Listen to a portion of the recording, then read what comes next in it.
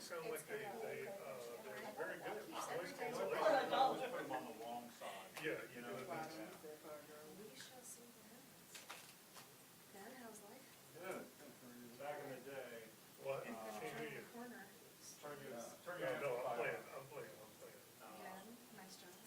I started Really using glad you those found the contextual. because when I worked at WWL, we had Sony. They were a little bigger than those. Yeah, they fit But over they were here. real, it was real leather. Yeah. And it was like really soft, because if you sit there with headphones on for a long period of time, your ears actually start to ache. I'll see how long these last before I trip over the cable and break. I remember when I had this guy came go for low angle.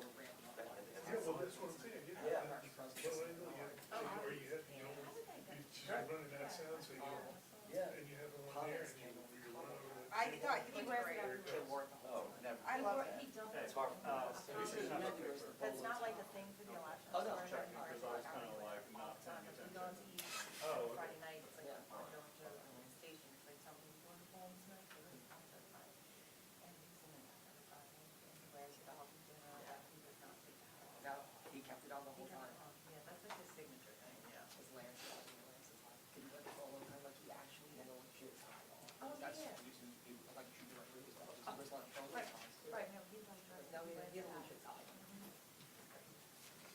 Yeah, in fact, I think for the, in fact, I know, I have to go in one of my favorite on this positive, the Lord Paul, like, his black tie. He had me tell me. I mean, in Him, Texas, everyone wears cowboy hats to Yeah, all the he does fancy not do events. that. The only one that wasn't good was the guy from Apple. He runs every time. Palatano or something like that. Yeah. Palatano. Yeah, yeah. Carrie did Oh, it by Angela. how was Cal? Good. She was amazing. Both her and Landry were probably the best. Well, Wayne Landry's smart. And then Pond is up knows it, but he's just not polished as he needs. Yeah. I think that's fine. But I heard he's still with us. I heard he's still.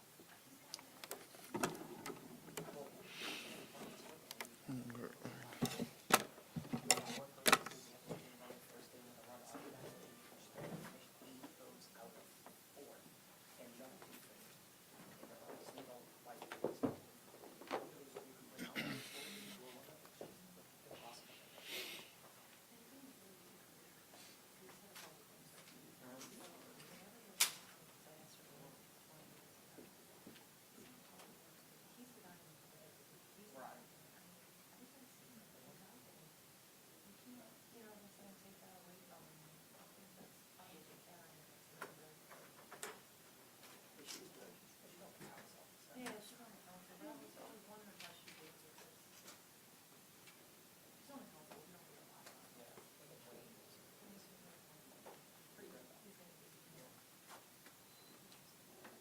Yeah, I was wondering, like, okay, I saw Wayne had posted something about it. And he was doing it. Oh, we did St. Charles last week. We couldn't find the fonts big enough for the down there. What kind of jewels? Jewels. It's like normal height. Yeah, and So we almost like double the box. Did you find your Popeye and Pal video? no, I didn't, I went looking for it. You know what, though, I'm going to, let me reach out to my friend who has it. She was Did on you put that on your resume when you started TV? Of course. Appeared Yeah. on Popeye and Pal, 6 years old. Oh, my gosh. Let's put the Mackenzie's Yeah, no, commercial Mackenzie's before. commercial, too. Yeah. Let's see. Message her. I did a Mardi Gras Severance commercial with Lucy. Really? She was an intern. Oh, wow. That is funny. It's still on my Facebook. Still a good. Yeah, and if you look under photos, photo Yeah. albums, and then videos, if you scroll down, you'll see. You see, I want to go back with that, that's funny. Then I did the news department. I did a promo for the news department during sweeps. They were doing a story on Pokemon, on how when it first came out, it was like Right. you know, They're they doing a whole go to special a thing on trading card place, you know, and we did a promo as if it was a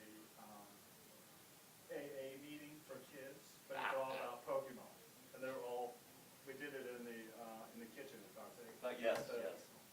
You would not recognize the Get kids. you a chair. Good morning, guys. We about to roll. Good morning. But all the kids were from employees.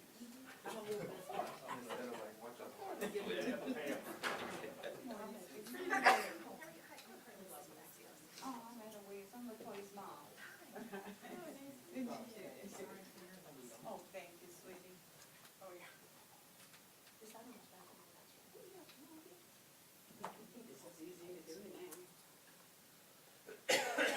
You the lady that does, speak with your lady, and sign language interpreter, I couldn't even think what I wanted to say. Just a little bit, yeah. The story that she tells about being here for smoke break. To your right.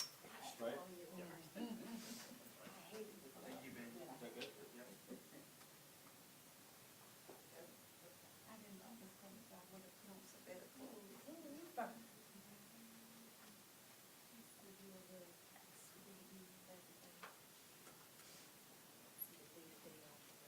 Yeah, I see. For Wednesday, this is it.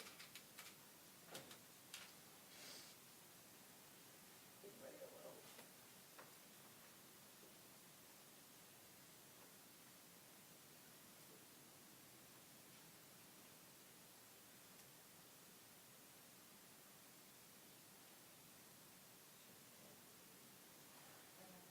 Again? I'll show you. It's 85. Play it during the, 1985. play it during the press It conference. was, I think it was August 1985. They changed. Graduated from high school at 85. I wasn't going up. I'm coming up. Oh. Sorry, I wasn't gonna. Yeah, that hurts.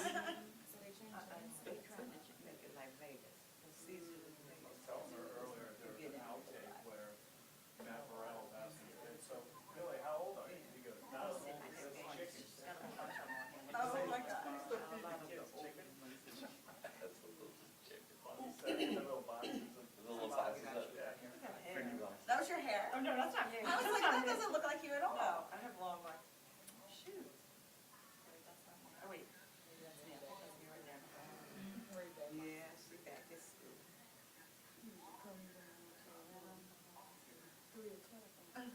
Somebody put us in a phone.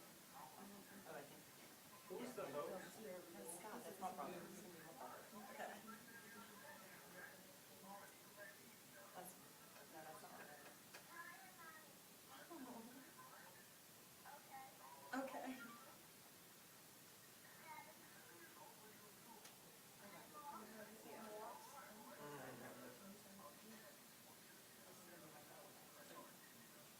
My brother and I have one. Really? Is that, Is that Captain That's not Tim? I was trying to remember who it was. It's not Matt, because I think that was 85. 85, so it had to be, yeah, I think so. And this age. I watched it. That'd be something. Then What was it? Popeye and Pebble. Oh, Popeyes and Pep. Oh, my God. I didn't know it. I had a farm on. I was on an episode of Bargain. You don't see shows like that. I have to, that'd be something that happened. Good morning. Good morning. All right. Well, good morning again, and thank you so much for being, hey, Mom. Thank you so much. Thank you so much for being here. It's good to get back to our regular cadence with the weekly Wednesday briefings, and so that is the intent again this morning. I do want to start off with just in the spirit of gratitude on behalf of myself, on behalf of my daughter, on behalf of my father-in-law, on behalf of my family. Just thank you. Thank you to the public for your support, expressions of condolences, the calls, the text messages, the mentions, the flowers, the prayers. It really goes on and on. They were felt, seen, and it helped me in ways that I would not have imagined. And of course, really with the unimaginable. And so I just, all I can say is thank you. And I'm getting to the point now where I'm able to respond to those text messages and respond to those emails, respond to all of the support that was rendered to me. So I'm in the process of doing that, and hopefully sooner rather than later, you and those who extended condolences and sympathies to me and my family, you will hear from us directly as well. And I really appreciate you all in terms of the media, the way that you respected my husband's life, respected his contributions to society, to this city.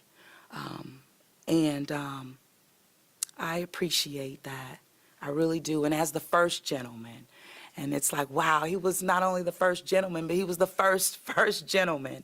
And I wanted to make sure that he was respected in that manner from start to finish in regards to laying him to rest. And I do believe with everything in me that he is resting in God's eternal peace. I believe that.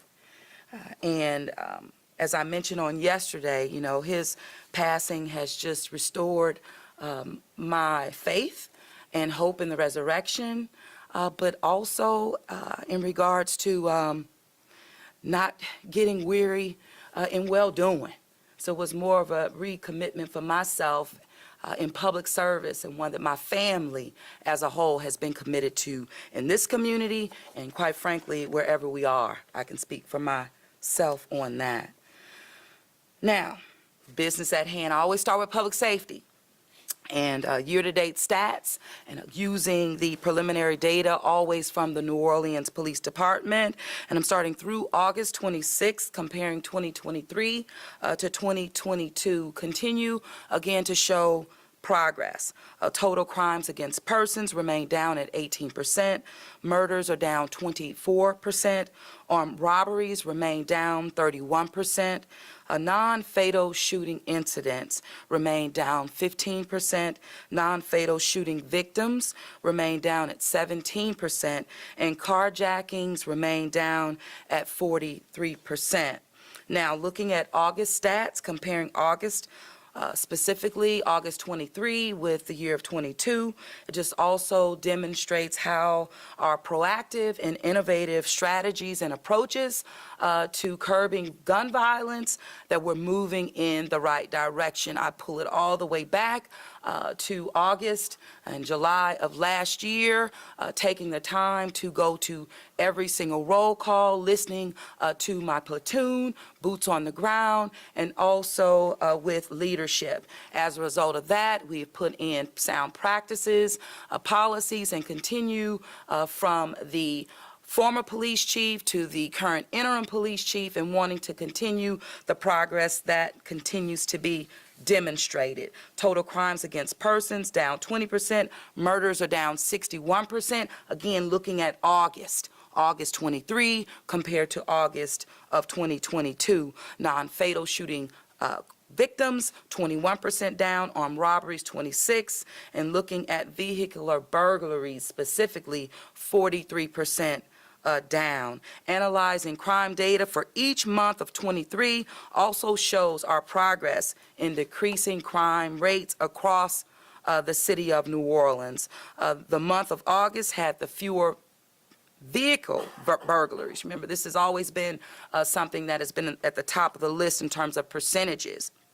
And so seeing fewer vehicle burglaries and auto thefts proves that we are on the right track.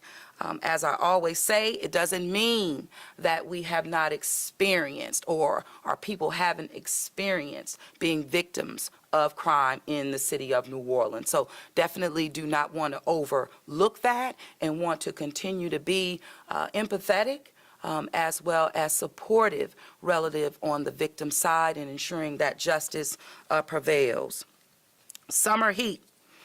As you know, excessive heat we've seen on Earth, but also in the city of New Orleans. You know, on August the 8th, I did declare an emergency declaration that was then followed by our governor, John Bell Edwards, that also unlocked additional resources, you know, for us to respond in a timely manner to what we're seeing on the ground. Any significant power utility disruption while under extreme heat conditions, as you know and as we've been saying, will likely greatly increase the danger of injury or death to our public, to our community. So again, wanting to stay focused on this, not taking it lightly at all. I want to encourage residents to continue to visit weatherwise.nola.gov to find localized updates on weather conditions where you live in the city of New Orleans. Parts of Louisiana, as you know and what we're saying, due to this extreme heat, of course including New Orleans, are 20 inches below their average amount of rainfall. Now, it's interesting when I talk about the lack of rainfall, but then it also reminds me over a year ago when I'm talking about we had the most rainfall that this city has seen, which only speaks to how conditions are just in flux throughout, again, being on the front lines of climate change. 4,508 acres have burned in August alone in our state. And over 740 wildfires have burned so far this year. These fires, we know, that have caused millions of dollars of damage. And so what we are doing and following really the lead, we know that due to the extreme heats, the State Fire Marshal as well as the Agricultural Forestry Commissioner has said that, hey, we have to cease any private burnings that are happening within the state. And of course, private burning shall be allowed only allowed by the permission of the local fire authority. So again, working directly with my chief on the ground, Chief Nelson, and local government. So as we look at this and look at what's happening across the state and moving into a holiday weekend, we do not anticipate saying to our residents that you can't have a barbecue and the like. So striking up or firing up your barbecue pits and the like is something that we will allow, but of course we want to discourage. Again, what's happening is real.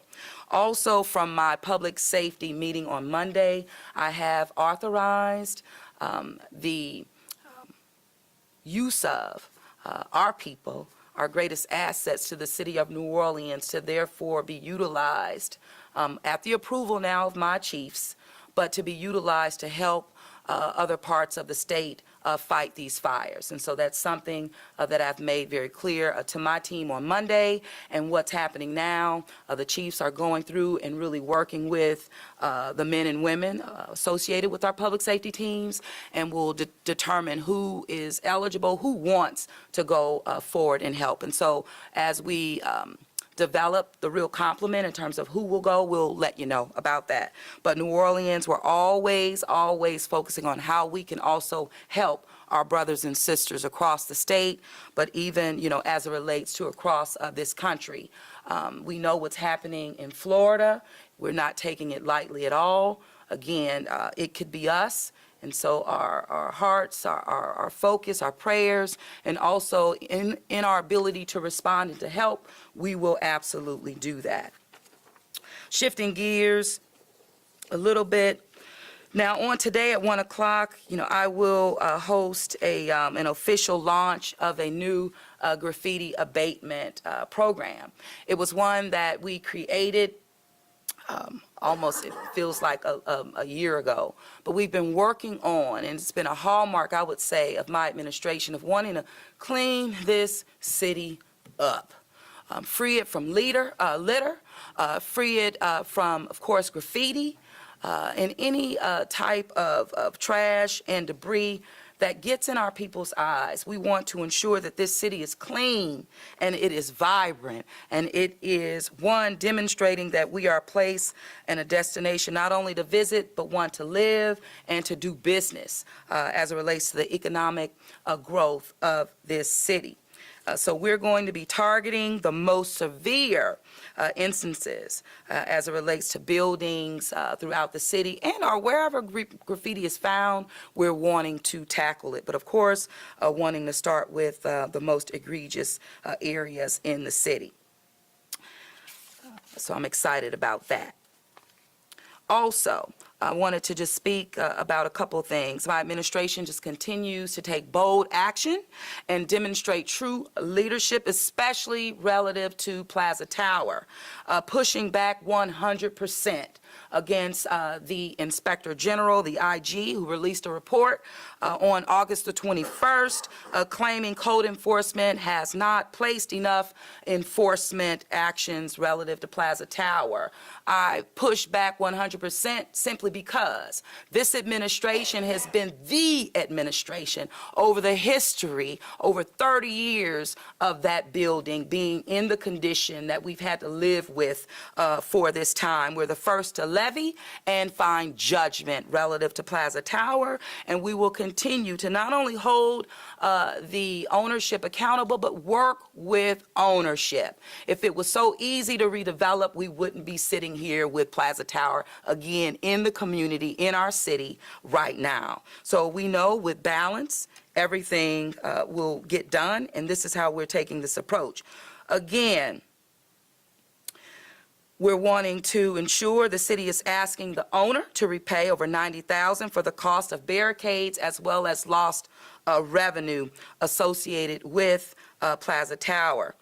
And this is also aligned with the meters being closed around this particular area. However, again, the owner's attorney has said the exact amount owed to the city will be determined in the upcoming weeks, and the judge has pretty much stated this as well. So we are going to follow the judgments that are set, that come out of, again, from holding the property owners accountable, but again, working with ownership every step of the way.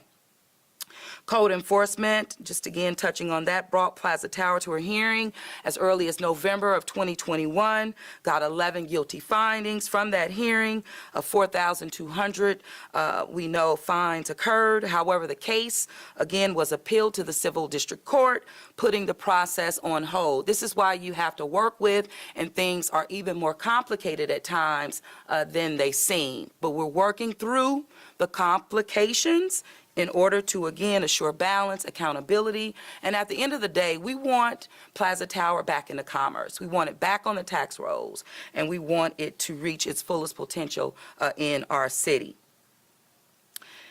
And as I mentioned again, just in constant communications with the ownership. And the city remains unwavering in our commitment to fight blight in our city, reduce violent crime, clean up our communities, and of course, as I mentioned, bring properties back into commerce.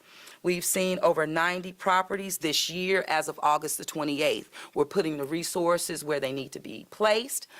We have gotten the approval, of course, by the New Orleans City Council for these budget allocations, and of course, $10 million invested in code enforcement, and we're seeing the results of that. And we are hiring. So that's something that we're always wanting to push out. But this puts code enforcement on track, again, to surpass 2022 stats by nearly 30%. Nothing to shake a stick at all. You want some water? I got some. Okay. I'm about to see you messing up the feng shui up in here. I haven't seen you in a minute. So summer employment, I wanted to touch on that. I'm going to turn it over to John in a minute. But before I do, summer youth employment. Okay, so on yesterday, we know that the City Council had a committee hearing on this matter. You know that the administration leadership was present and accounted for at that hearing. We also learned, of course, and we've demonstrated that more and more youth, as we work through the challenges that were presented, that more and more are getting their pay. We will ensure that 100% of our young people that offered and rendered services to the city of New Orleans through our summer youth employment program will be paid. One thing that I remain very much proud of the fact that we have been able to really hire more than we've ever done before. That's come with challenges, of course, but again, giving our young people the experience, giving them the opportunity was the priority and just continues to be that priority. And the increase in the number of young people that we were able to provide this opportunity was nearly at 120%. So again, nothing to shake a stick at. Of course, 98% of our young people were paid on time, but again, that doesn't excuse nor overlook the fact that some were not, and we are making sure that that happens, and we're committed to doing so. I also just wanted to end on this. I'm excited. Normally, I have on my NASA pen. I couldn't find it this morning. That's, I couldn't find it. I wanted to wear it simply because, I've been pushing very heavily NASA, showing and demonstrating that it has a place in this city. Of course, NASA Michoud. But I wanted that to be front and center when whether you were flying out of Louis Armstrong International or flying into, for people to see that STEM, that science, that engineering, that NASA is in the city of New Orleans, and the impact that it's having not only here has a greater impact nationally and even globally. But it is something that we should be proud about and something that I'm just happy. And we'll have more about this, but just seeing the interactive display under construction at MSY is something that I'm very proud of. So with that, I'm going to turn it over to you, John. Take some water, and we'll get into Q&A. Again, one question, one follow-up, because I know we got a lot to get through, starting with Travers, with WDSU. First, let me offer my condolences for your husband. Thank you. Can you talk about the police chief search? Have you made a selection? And then can you just walk us through the process so far? Has it been somewhat of a frustrating one, dealing with everything you've had to deal with? Okay, so frustrating, no. Wanting to get it right. It is a very tough decision, and it requires a level of focus and the ability to not be distracted by the existing environment or things that have come in the wake of it. What I will say is that I've had the opportunity to host my own interviews with candidates, which also includes Mr. Franklin. I think I've talked about that stepped outside of the IACP process to one that I did want to sit down with. So I've done that. Now I am in the process of, again, making my decision. And as I mentioned, it is a very important one. And I'm going to give it all the attention that it deserves. You'll be hearing more from me on that, and that's what I have to give you right now. And we have some very impressive candidates, those that I was able to meet with, and that, I believe, was the intent of the New Orleans City Council that called for a national search, and something that I embraced fully. Also making sure that we had of course, robust community engagement through the process that culminated in a external panel as well as an internal panel. So I am weighing on all of those factors that have been embedded in my process and will render a decision shortly. Leah with WWL, do you have a question? Yes, staying on the front of the search for the police chief, saying that you were embracing the national search and the support from the city council to do just that. There were some concerns from the city council members asking for more information when it comes to how those candidates were narrowed down. Has any of that information, or will any of that information be turned over to the council so they can see how those candidates were narrowed down? Sure, that was weeks ago, and that was by the consultant that was hired to manage the search. So IACP immediately turned over, of course, information, always being transparent and engaging the New Orleans City Council in the process from start and even to finish, which culminates, as you know, as a confirmation hearing And so the city council is still embedded in the next step, or the next phase, I would say, of the process. And so, yes, information was shared. And as a follow-up question, interim superintendent Michelle Booker says she's a shoo-in for the job, feeling very confident about it. Any comments, any thoughts on that? What I will say is that there's no shoe-in for anyone, and that I have made sure that I'm conducting a very fair process and giving candidates who want to lead the New Orleans Police Department a fair opportunity and a fair shake, and that includes our interim chief, Woodford. Cassie with WDSU, and then Alyssa. Good morning, Mayor. Good So, morning. tomorrow there's a consent decree hearing to discuss the handling of Officer Jeffrey Baffy's investigation. Are you going to be going to that hearing, and what are your thoughts of moving forward? I know the city was trying to stop it previously. Sure. So as it relates to the consent decree, because this is a consent decree issue, I am where I've always been, in terms of staying in lanes and sticking with the scope of authority. One of my issues with the handling of the consent decree, based on the judge as well as the monitor, again, stepping outside of their lane, which they continue to demonstrate that they focus on things that are not aligned with the consent decree, picking and choosing a particular investigation, again, outside of the scope. So what I will say is that I'm looking for bias-free monitoring and just bias-free relative to the handling of the consent decree. Do you think there was any special treatment involved in this investigation? Special treatment, what do you mean? Special treatment, so one of the things that they're looking at is how it was handled, or whether, because of who the person was being looked at, was this case the same handled as other cases in the past when it comes to payroll irregularities? So what I will say is that from the PIB side of it, absolutely handled effectively. It went even further, I would say, than most investigations have been. And when you talk about the handling, I would say more so on the outside, meaning those agencies that have no authority relative to the investigation. That is where I have the problem. That is unprecedented. That is bias. And that is not fair. Did you mention, were you going to be there tomorrow or not? I had meant to ask that question. I do not participate in hearings relative to the consent decree. I have the leadership of the New Orleans Police Department, the city attorney's office, and attorneys that are assigned to manage the consent decree on behalf of the New Orleans Police Department, but more importantly, on behalf of the city of New Orleans. Alyssa with WWL. Good morning, Mayor. My condolences to your Thank and you. your family.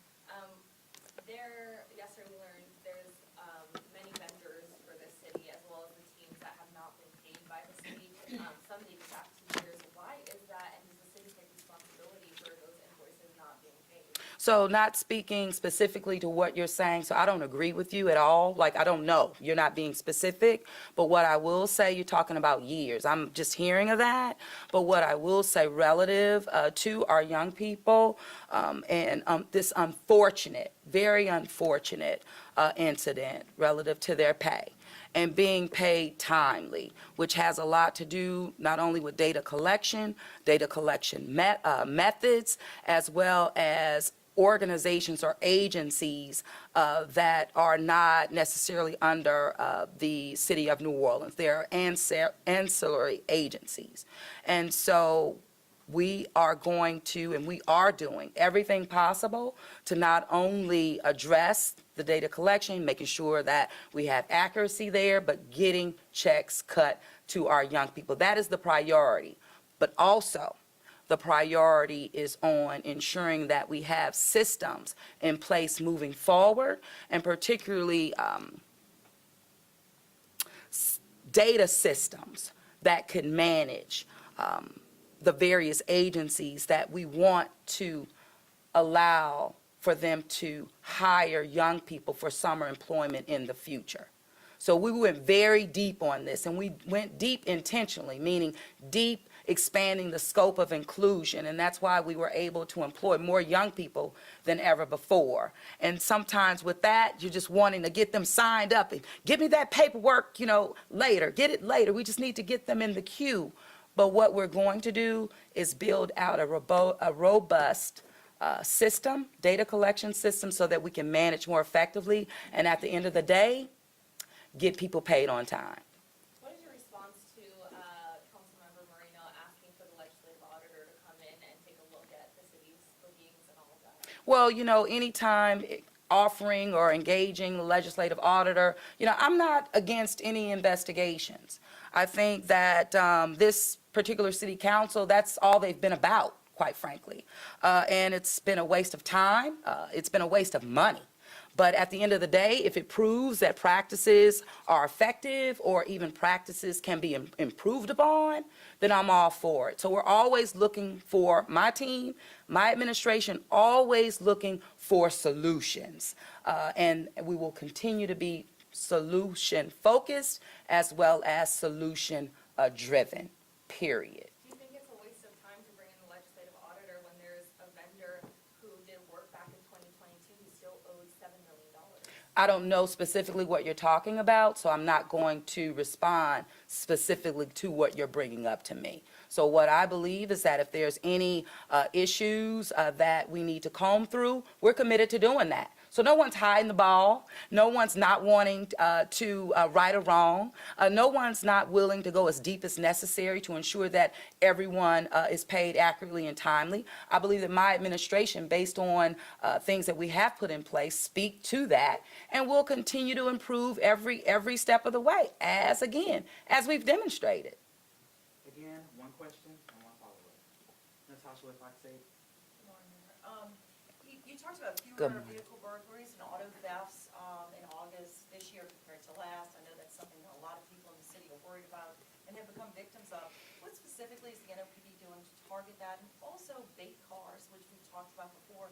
Where are we on that? Sure. So the bait car, we are wanting to embrace that innovative approach and what we have seen in other municipalities. That is still a work in progress, and it's one, again, ongoing. So I am confident that we're going to get there because the focus just remains on that as a potential solution.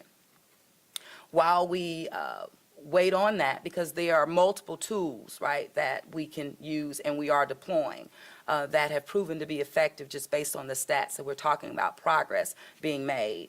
And it is simply utilizing the data in real time, and our police department, our officers making adjustments in real time, and we've just seen how that has resulted in fewer burglaries, fewer thefts. Ben Myers with the Advocate. Mr. Franklin confirmed he would take the job if offered to him. I'm sorry? I'm sorry, David Franklin, who you interviewed for the NOPD job, did he confirm that he would take the job if it offered to him? No. Okay. Did he indicate as to why he had dropped out to begin with? No. Carly with Axios. Good morning, Mayor. So with the graffiti initiative that you're announcing later today, you mentioned it's going to be targeting some of the most egregious instances in the city. What do you consider? Oh, I mean, you can ride around the city and you can see graffiti on private buildings as well, public property. You see them on walls throughout the city. I would say this program is to tackle graffiti throughout the city. So it's not just in a specific area of the city, but of course, the contractors that have been hired will do their assessments and will come up with the areas of focus on the front end.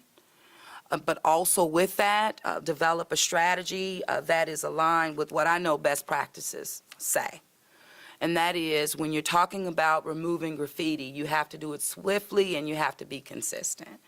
Once you remove it, chances are, if it comes back, you have to immediately remove it.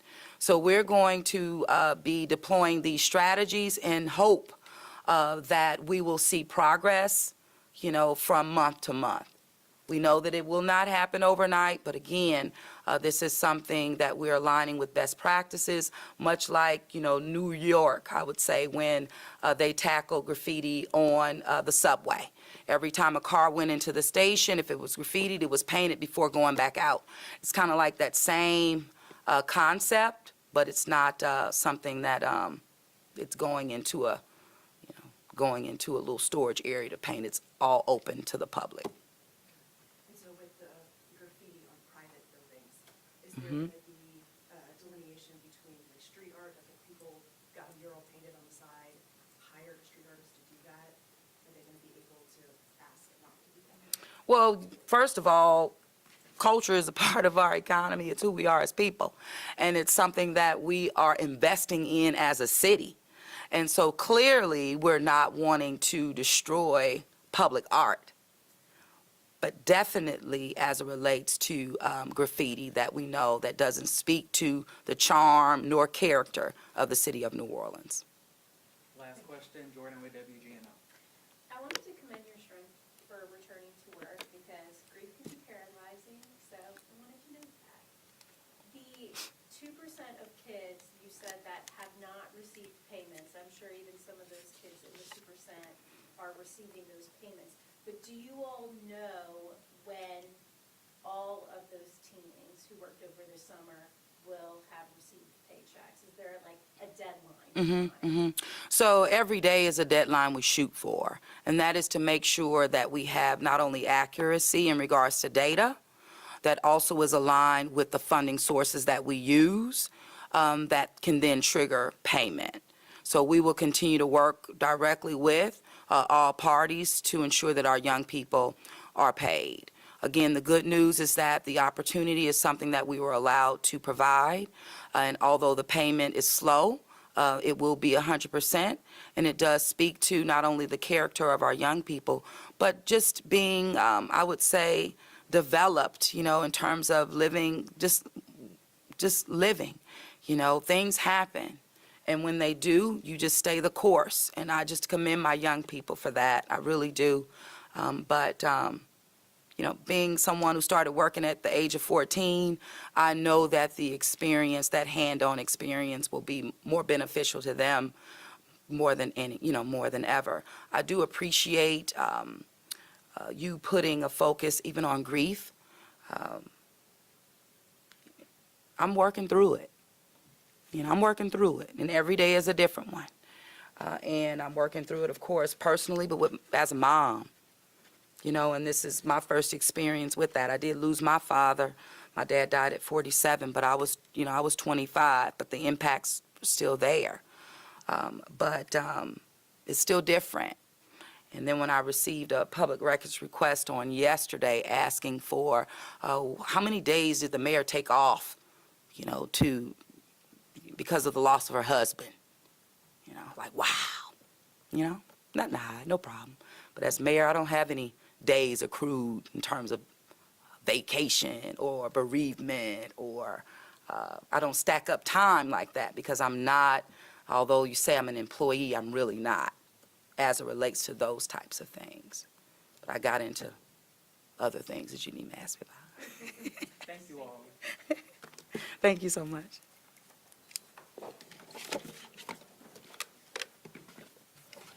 I was nervous, Mom, when you were in here. I'm like, keep you cool, keep you cool.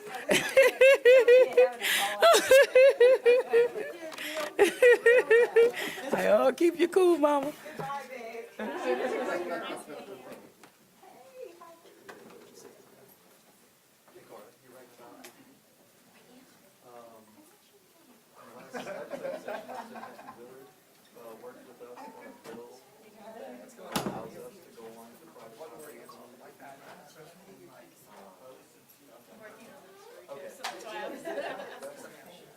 It was HB 270. It basically amended a section of law that currently allows the city to go and cut grants.